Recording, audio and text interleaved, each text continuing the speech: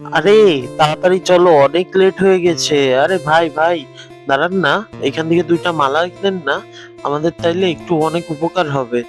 আরে যা তো, এখন এইসব মালা কেনার সময় নেই। আরে নিয়ে নাও না, একটা নিলে কি হবে, নেন না ভাই, অনেক সুন্দর মালা দেখেন। এই শরৎ তো, তুই এই তাড়াতাড়ি গাড়িতে বসো, চলে যাই আমরা। না, তো একটা মালা বিক্রি করতে পারলাম না, কি করবো আজকে। কিন্তু তার আগে বলে যাও, তোমাদের কাছে কোনটা সব থেকে বেশি দামি, এক বস্তা টাকা নাকি মা বাবার প্রতি ভালোবাসা? যদি মা বাবাকে ভালোবেসে থাকো, অবশ্যই লাইক করে সাবস্ক্রাইব করে দিবে চ্যানেলটা, আর যদি না করো তাহলে বাবু ভালোবাসো না। আরে কি হলো? আয় হ্যাঁ, আমার গাড়ির চাকাটা তো পাংচার করে দিলা। হ্যাঁ, ওদের হাতে তো বন্দুকও আছে। এই তাড়াতাড়ি গাড়ি থেকে বের হবে না। আরে আল্লাহ, এরা তো ডাকাতদের লোক। ভাই, এদের যেভাবে হোক ধরতে হবে। কি করা যায়? ওহ, ব্যাগের মধ্যে তো মালাটা আছে, মালাটা দিয়ে ওকে বেঁধে ফেলি, তাহলে আরামসে ওকে ধরতে পারবো। এই তাড়াতাড়ি গাড়ি থেকে বেরো, বেরো, আমার গাড়ি থেকে বেরো। আসছে আমাকে ডাকাতি করতে, সর এখান থেকে সর।